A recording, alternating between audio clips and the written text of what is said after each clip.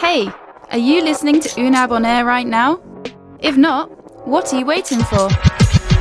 A new program has arrived on unabradio.com to live the English language. Are you listening to Unab On Air right now? Unab On Air will bring you news, interviews, and the best music for your Thursday afternoon.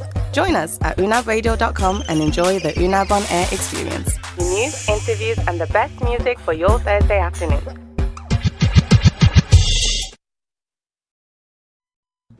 Just pichar el botón. Good morning. Good morning. Good morning. Good morning. What's your name? Nady. What are you doing here? Are you spying the Were you program? the teacher? You waiting for me? No. Ah, okay. Sandoval. But you can join the show. You got a good level of English. No? You don't Very like fun. cameras? Yes, but Is your 15 minutes of, famous? No? no, thank you. Okay.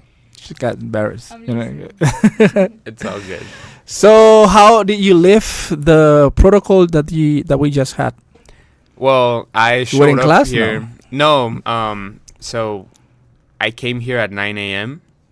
and I saw all these people just leaving the campus. Everyone was on the street, and actually saw a story on Instagram from Unab Mm-hmm. that said simulacro a las 8:30, and I was okay.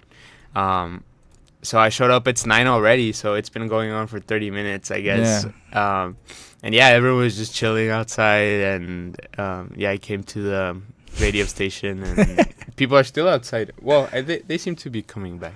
I was driving to the university, and there are like several streets blocked Oh, really? because of the simulacro. How do you Really? say simulacro in English? Drill. Drill, Mhm. but in this way we this don't would do. be It's like hang out with your friends. That's the name. yeah. This is a fire drill, I guess. Yeah. And No, it's supposed to be for earthquakes for earthquakes. because we have Oh. many of them. Interesting. Not in that level, Okay, I assumed it was for fires. No, for fires, no. Yeah, I've never done an earthquake No, drill. but I don't know. In Mexico, they do something pretty different. Yeah. What is it? They have constant alarms and Oh, things like making it more real. yeah. Right. Like throughout the city, they Yeah. have like big alarms Yeah. that everyone can hear. because Mexico is it's a potential Yeah. earthquake every single day. It's had some pretty devastating earthquakes in history. I think in 1986 there was like or some in the 80s something. around Yeah, a very powerful one. destroyed a lot of homes. Yeah, they killed didn't people. have that. They were not that prepared as they are now. Mhm. Even in the buildings and stuff, it's different. Okay, Yeah. we talk about students' duties and responsibilities. Okay. You've been visiting classes, Uh-huh. and how do you see students' responsibility? You think they are pretty responsible? I mean, they attend class on time. They Mhm. do participate.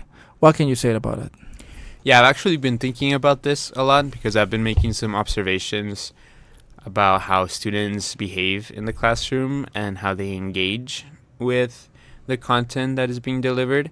And something I've noticed, at least in the last couple of classes I've attended, is that there's some good classes that are really engaged, and there's some classes that are really off the rails where the students are not engaged. Some are, but like some aren't, and it's really loud. You try to speak to them and they speak over you, and they talk to each other, and they're on their computer or they're on their phone. And yeah, it's really interesting because I think it's an issue when it comes to actually delivering quality education to them, because if they're not paying attention, they're not absorbing information, So something that I did when I was a teacher is that I really focused on classroom management to ensure that the 13-year-olds that I had in my class were almost always paying attention during class.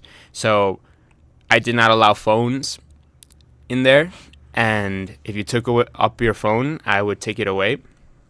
And I always had a timer on the screen, just like every 5 minutes there was something to do. And it was difficult for kids to go to the bathroom. Like, if you really needed to go, like, sure, I would let you go, right? But also showing up on time was really important, and this is like the case in the United States in general. Like if you show up on time and you end on time as well. Like that's kind of a concept: start on time, end on time. And so something else I noticed with some students here is that they show up to class sometimes 10, 15 minutes after the scheduled time. So then you start the class late, and then You finish early. yeah, and then you finish early sometimes, and then as you start the lesson, the student shows up, and then they don't know what's going on because the activity already started, so they're not even participating at that point, you know? So I just think there's a different culture when it comes to managing the classroom that I'm used to. Which is that like I expect the students to show up right on time, and we're gonna end on time. Put away your phones, put away your laptops. You don't talk when I'm talking, and if you are being disruptive, I will make a seating chart even. Yeah. So yeah, it's just different, and every professor has their approach. Every teacher has their own approach. I'm not gonna go into a classroom and start telling a teacher like, hey, this is not how you do it. That, yeah. You know, if they want my help, if they want my suggestions, like sure, I'll tell them all these things.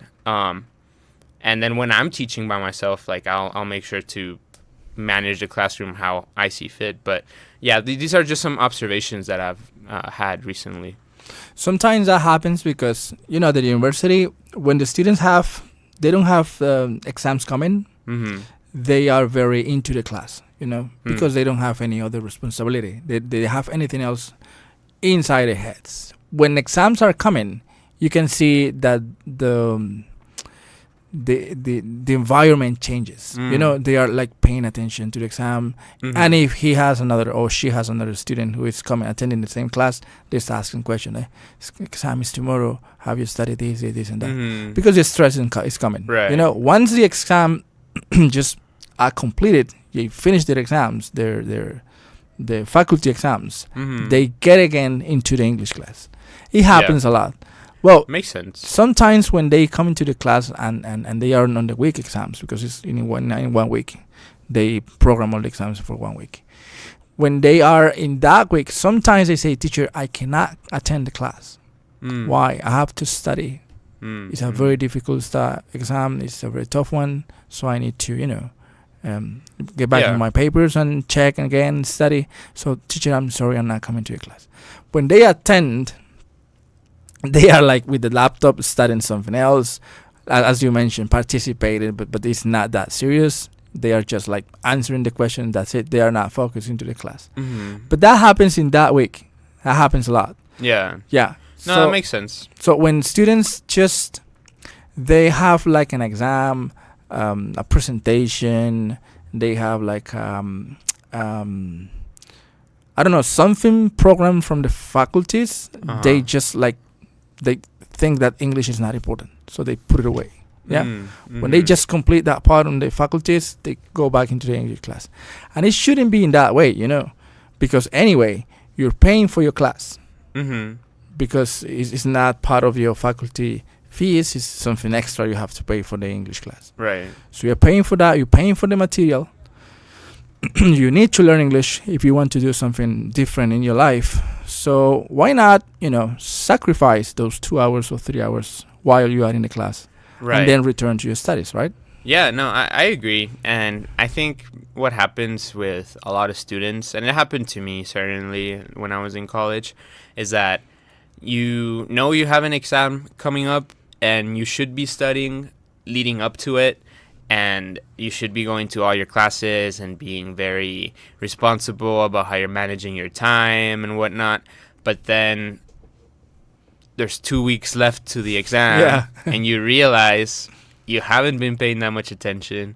You haven't been studying that much. It's very difficult, the content that you need to learn, and you start reprioritizing your time leading up to the test, So, all right, I have a test for my class on Thursday, and then I have a class on Wednesday, but we're not taking a test that day. I'd rather spend that time on Wednesday studying for the exam that I have on Thursday than going to class on Wednesday. Or I'll go to class on Wednesday, but I'll be studying for the class on Thursday. Yeah. You know? So that starts to happen sometimes with people. And I think this just may be a human condition. Like, people know something is going to come up in their life, but then they don't act until it's very soon that you need to, like, do whatever it is that you need to do. That's you know? a very Colombian thing, you know. Yeah. When you have exam in 2 months, you say Mhm. that's 2 months. Mhm. Then on 1 month, you say 1 month. Then when you say it's next week, I have to study for the exam. Why didn't you pay attention? I mean, not program the contents along in 2 months when you Mhm. had the opportunity. Why you have to start working 1 week before, 1 day before? Some Mhm. students study 1 day before. Something Right. that is different for the English class, because when you participate in every single English class, you know, you are prepared for the test. Mm. You don't need to study again. Mhm. But maybe in the other classes it's not the same. I don't know. I've never been in a different class here at Unab.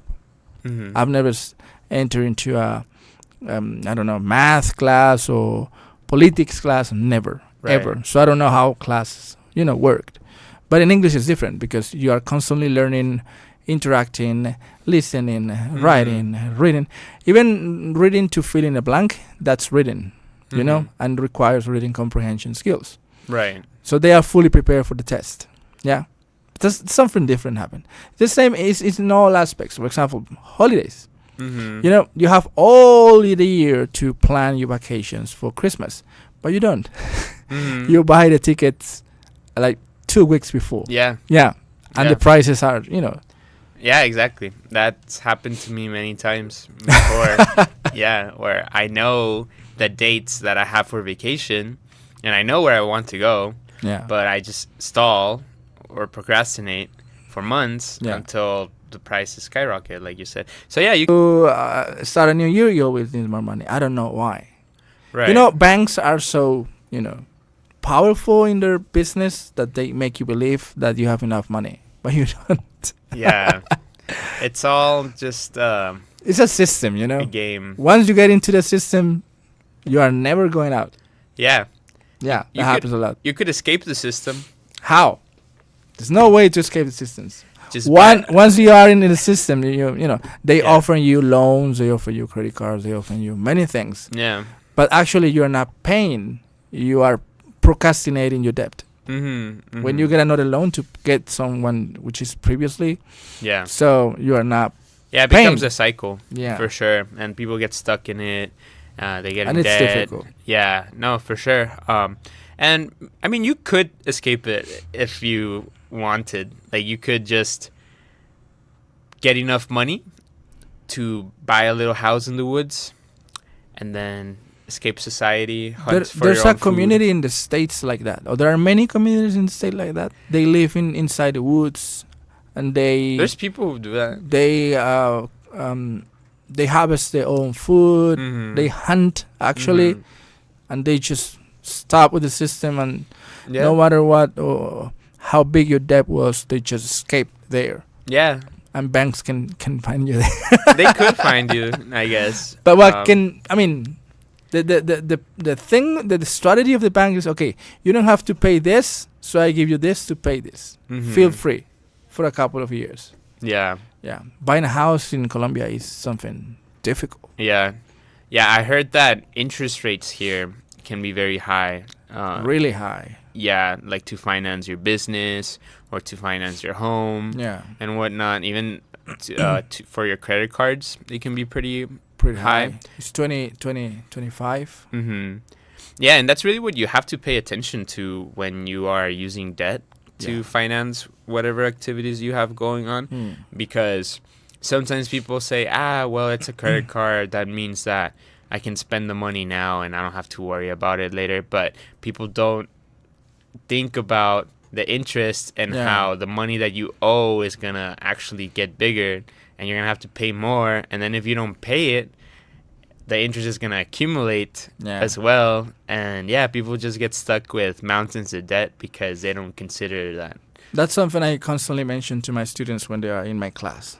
I Mhm. say, hey, easy money doesn't exist. Your parents are making a big effort to have you here. Mhm. So squeeze the classes and get the best from them. Yeah, no, I agree. And I think financial literacy is really important. People need to learn how to look at their finances, how to budget, how to think about their debt and their sources of income as well. And just really keep in mind how they're spending their money and how they're making their money. Yeah. And that way they can save themselves a lot of trouble from getting in debt or just not being able to afford whatever it is that they have to do, you know. But most people just don't think about these things, and that's where the banks take advantage. You know, it's people's lack of knowledge. You know, people don't know, so I'm just gonna like take advantage of them, you know, by charging them high interest rates, and they end up making all the money. There's a video about China or Japan, I don't know, from there, and they show the video of the children, what the parents do to get the money. You know, and normally they have, you know, hard working jobs, and in that moment students realize, okay, I'm going to make profit of my education because my parents are making an effort. It would be nice if students here get something like that, because some students, and I ask them, what does your father do to pay your fees? They have no idea. He left home and he's coming back, or he will come back. He's in the States, so they have no idea. They have no idea. Every single day you see the father, what does he do? I don't know. He leaves home and he returns at 6. What does he do? How does what's his salary? How does he pay for your house, your food, your car, your education fees? How? They have no idea. So if they knew that, they will be more responsible and they will squeeze the best of education. I agree. I think having that awareness is very important, and that's something that happened to me when I was a kid, because when she does this, it's over. It's done. You have a meeting.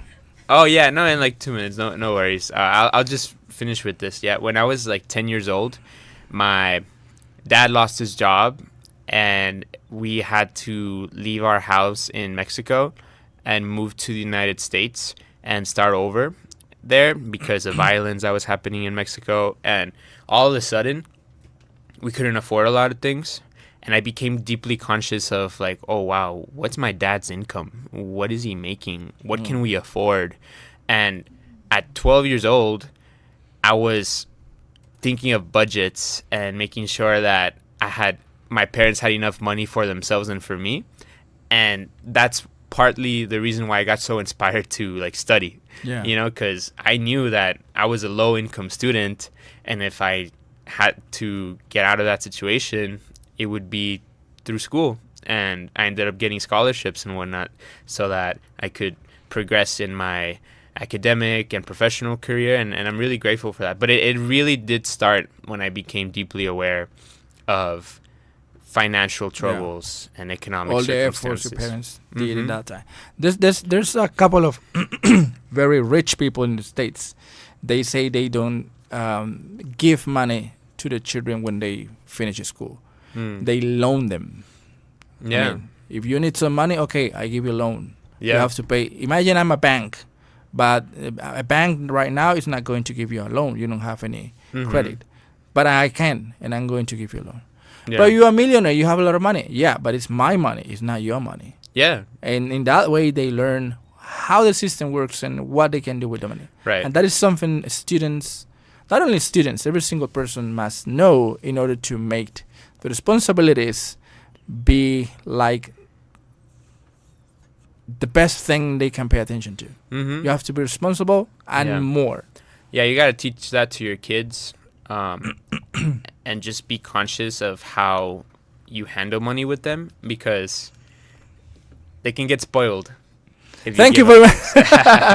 No, thank you very much for all the people. Thank you. You didn't say a word, but thank you for being here. And to all the people, pay attention to your money and be responsible with it. Bye-bye. Thank you. Hey, are you listening to Unab On Air right now? If not, what are you waiting for? A new program has arrived on unabradio.com to live the English language. Are you listening to Unab On Air right now? Unab On Air will bring you news, interviews, and the best music for your Thursday afternoon. Join us at unabradio.com and enjoy the Unab On Air experience. News, interviews, and the best music for your